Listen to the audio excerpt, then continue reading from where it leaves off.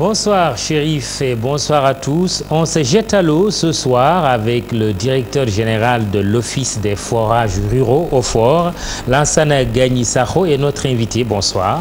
Bonsoir Mamoudou. Une phrase qui a retenu notre attention dans un de vos documents: la qualité, l'inaccessibilité et la continuité du service sont les principaux piliers de cette révolution de l'hydraulique rurale. Quel rôle joue l'OFOR justement dans cette révolution? L'OFOR est la tête de pont de cette révolution de l'hydraulique rurale parce qu'il faut des changements très très importants. Vous avez parlé de qualité. Pourquoi qualité? Quand vous prenez tout le monde rural, on ne sait même pas quelle est la qualité de l'eau parce qu'on ne la mesure pas simplement. L'accessibilité, vous avez des femmes, surtout dans le Fouta, leur travail consiste essentiellement à marcher des quinzaines, des dizaines de kilomètres tous les jours pour aller chercher de l'eau. Et je pense que nous devrons, pour un point de justice sociale, arriver à casser cette césure importante qui existe entre l'urbain et le rural. De notre point de vue, on ne doit même plus parler d'hydraulique urbaine et d'hydraulique rurale, on doit simplement parler d'hydraulique parce que le droit à l'eau est un droit fondamental. On dit toujours que l'eau c'est la vie, mais l'eau qui est la vie c'est de l'eau potable, c'est pas forcément l'eau simplement.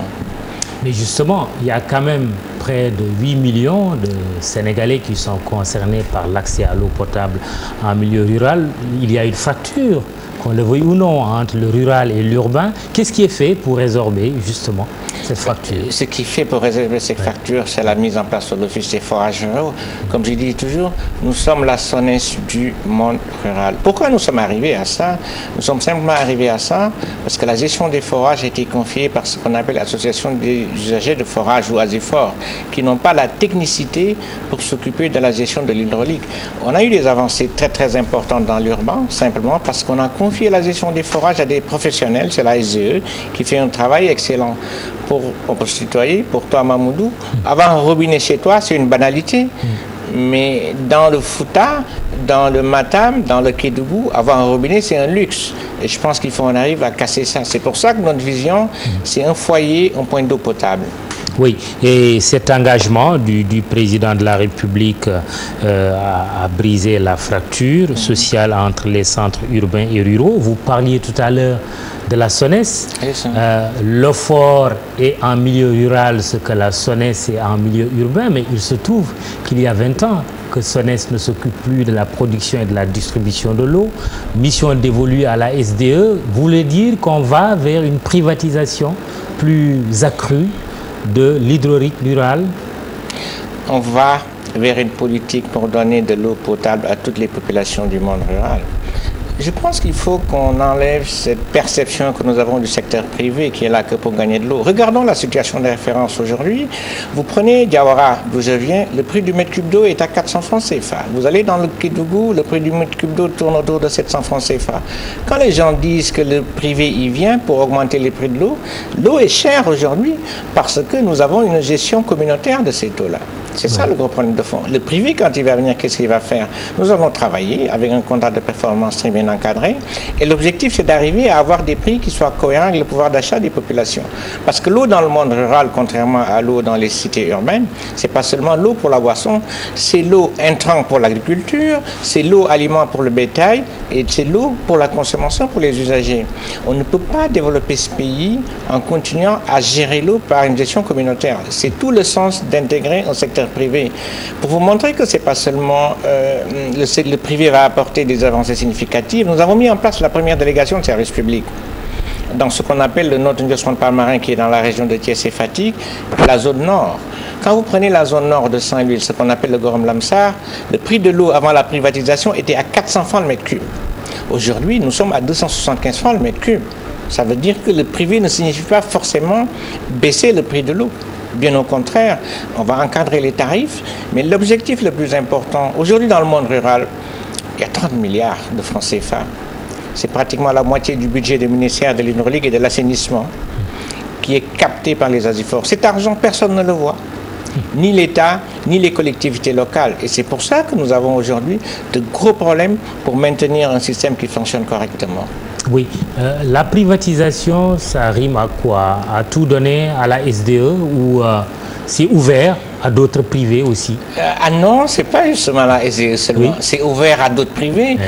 Moi, je fais partie des gens qui pensent que la compétition, elle pousse à l'excellence. La SDE peut être intéressée. Je pense. Oui, elle l'est. Elle a été intéressée. Elle est intéressée oui. parce que la SDE, comme toutes les autres sociétés qui viennent pour investir, comprennent l'importance de l'eau dans la vie des populations. Je pense que c'est plus un engagement citoyen que le secteur privé il fait que de chercher à gagner de l'argent tout de suite. Il faut aller dans les villes. J'ai rencontré une femme. Et son travail, c'est se lever à 6 heures du matin, marcher tous les jours 15 km pour aller chercher de l'eau. Les enfants ne vont pas à l'école parce que les enfants devraient l'accompagner. En plus, cette eau, elle n'est même pas potable parce que personne ne vérifie la qualité de l'eau. Je pense que c'est tout le sens de quitter une gestion communautaire, moi que j'appelais informelle, à une gestion professionnelle. Nous avons 1500 forages qui existent. Le problème du Sénégal, ce n'est pas un manque d'infrastructures, mais c'est l'exploitation des infrastructures qui pose problème. Ça fait 40 ans que nous avons les mêmes problèmes récurrents. La fracture, c'est aussi la facture. Qu'est-ce qui explique cette diversité de prix? D'abord entre le monde rural et le monde urbain, mais au sein même du monde rural. Tout à l'heure, vous avez donné l'exemple de Diawara, votre village, où le mètre cube est vendu à 400 francs, du côté de Kédougou à 700 francs. Qu'est-ce qui peut l'expliquer? Et chez vous, à Bokidiawé, 175 francs. Ce qui explique cette fracture. Combien à Bokidiawé? 175. N'est-ce pas? Vous la prenez. Ce qui fait cette fracture, c'est que quand vous avez votre forage, vous avez votre prix que vous fixez en fonction des charges d'exploitation de votre forage. Si vous descendez trop bas et que vous n'avez pas beaucoup d'abonnés, qu'est-ce qui va se passer? À la fin du mois, vous n'aurez même pas les moyens pour acheter du carburant.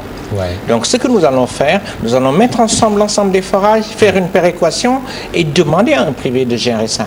Maintenant, quand vous mettez tout ensemble, beaucoup d'y peut-être qu'ils vont payer 200 francs, un peu plus, mais quand on mettra tout ensemble, on va arriver à avoir des prix qui soient cohérents. Et surtout une harmonisation quand même. C'est même une question de justice sociale. Voilà, c'est une question de justice sociale. Oui, oui. Maintenant, il faut quand même relativiser. On dit souvent que l'eau dans le monde rural est plus chère que l'eau dans le monde urbain. C'est vrai, c'est pas vrai. C'est vrai si vous prenez la tranche sociale. Ça veut dire ceux qui font moins de 100 mètres cubes par trimestre, avec la SDE, ils payent à peu près un peu moins de 200 francs CFA. Alors que dans le monde rural, on paye beaucoup plus cher. Simplement parce que dans les centres urbains, vous avez une péréquation, vous avez vous et moi, qui sommes supposés avoir plus d'argent, qui payons pour les autres quand on dépasse le tranche social.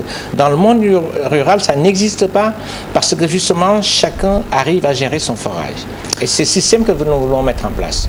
C'est aussi, parler des forages, c'est parler du phénomène du tarissement de certains forages. Qu'est-ce qui explique cela? On en a connu à Barkédi et certainement dans d'autres localités. On en a connu à Barkédi, Bonaïdi, et ça fait un mois qu'ils n'ont pas d'eau.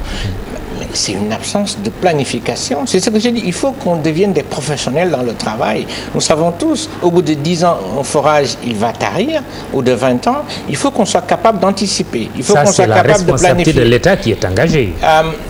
Oui, on va le dire comme ça. On va le dire, mais ce qu'il faut simplement, je pense qu'il faut mettre des professionnels qui soient capables de planifier, qui soient capables de travailler autrement. On a parlé du secteur privé.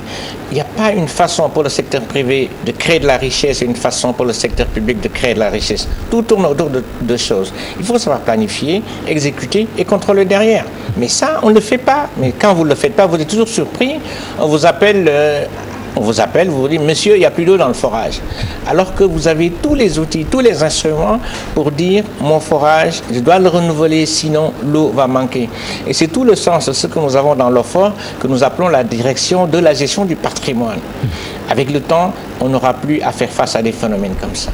Comprendre qu'un forage a une durée de vie. C'est ça, exactement. Comprendre qu'un forage a une durée de vie et qu'il faut anticiper sur toutes les opérations de maintenance. Je rebondis sur la question de la qualité. Vous voulez dire que l'eau que vous buvez à Diawara chez vous, moi à Bokidiawé, ce n'est pas de l'eau de qualité? Je ne peux pas dire que ce n'est pas de l'eau de qualité, mais ce que je peux certifier, c'est que cette eau, personne ne mesure sa qualité pour dire que c'est de l'eau potable ou c'est de l'eau qui n'est pas potable. Il faut y aller. Il faut le faire. On n'a pas le choix. On le fait dans les centres urbains. Il faut le faire dans le monde rural. C'est une question de justice, c'est une question de santé publique. Absolument. Les taux de mortalité les plus importants dans le monde rural, c'est des maladies qui sont dues à l'eau. il faut qu'on règle ça. C'est pour ça que le pilier central de l'eau, de la réforme de l'hydraulique rurale, c'est la qualité de l'eau. Il faut quand vous ne mesurez pas quelque chose, vous êtes incapable de l'améliorer. Mais je pense qu'il faut y aller très vite. Dans la zone sud, nous avons commencé à faire un excellent travail. Je fais de la publicité pour Upton, avec l'université de Ziguinchor, et nous allons dupliquer cette action un peu partout sur l'ensemble du pays. La réforme, c'est aussi l'avenir des associations d'usagers de forage Azufor. Condamnés à disparaître, ces Azufor? Condamnés à disparaître, c'est trop dire. Mais ce qui est certain, l'exploitation. Il y a quand même 1500 forages, je l'ai lu dans vos documents, forages, oui, à travers le pays. 1500 forages, 1500 Azufor, 1500 problèmes, 1500 problèmes de gestion. Vous avez lu la presse ce matin. Le président d'Azufor, il prend 19 600 qui va acheter un camion. À Bambey Serer. Et vous avez porté plainte. Et je vais le faire, parce que c'est de l'argent public. Les Azufor n'auront plus une responsabilité de gestion. C'est terminé. Elles vont jouer le rôle qui leur est dévolu. C'est un rôle de représentant des populations. Mais la gestion, l'argent, c'est de l'argent public. Ça me permet de revenir sur le code de l'eau. Tout forage qui est construit dans ce pays, même vous construisez un forage chez vous, ça ne vous appartient pas, ça appartient à l'État du Sénégal. Et ce que l'État avait fait dans le passé, elle avait dit aux Azufor, je vous confie, je vous demande de gérer. Mais c'est du bénévolat. Quand l'État dit rendez-moi mes forages, quelque chose que vous faisiez de façon bénévole, vous devez en principe dire Alhamdulillah. Mais quand vous vous accrochez, c'est parce qu'il y a un problème. Mais ce qui est certain, c'est que l'Azufor ne sera plus impliqué dans la gestion de forages. Pourquoi? Il y a des cas de mauvaise gestion. Bambey Serer n'est qu'un exemple. Bambey Serer, c'est un exemple. C'est 90%. Il faut dire, vous avez des modèles. 80% d'Azufor mal gérés. Mal gérés. 90% avec des cas de détournement d'argent. Avec des cas de détournement d'argent. À Bambey Serer, on parle de 80 millions. 80 millions que Bambey Serer, il a acheté un camion à 19 600 000. Mais je pense que les responsabilités sont partagées. Oui. Les collectivités locales devaient jouer un rôle de contrôle. Oui. Sauf que l'eau n'est pas une compétence. L'eau n'est pas une compétence. Même avec l'acte 3. Oui, mais dans les textes réglementaires, il est bien prévu que les collectivités locales puissent contrôler. Mais on ne leur donne pas forcément les moyens pour qu'ils fassent ce contrôle. Mais ce qui est plus important, c'est de regarder l'avenir. Et ce que dit l'avenir, c'est que l'Azufor ne sera plus impliquée dans la gestion des forages. Elle va jouer un rôle de représentant. Et le forage va être géré par des professionnels. On parle d'eau, on parle de développement, on parle d'agriculture, on parle d'élevage.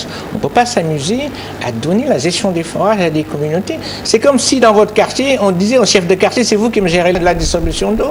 Ça n'a aucun sens rationnel.